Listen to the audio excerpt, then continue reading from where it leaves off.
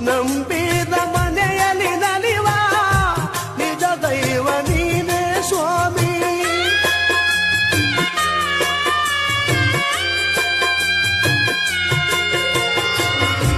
ಸಿರಿತನದ ಸಿಹಿಯ ಕೇಳೆ, ಬಡತನದ ಬೇಗೆಯ ತಾಳೆ, ನಿನ್ನ ಪಾದ ಸೇವೆಗೆಲ್ದೆ ಮುಡಿಪಾಯಿತು ನಲ್ಲಿ ಬಾಳೆ.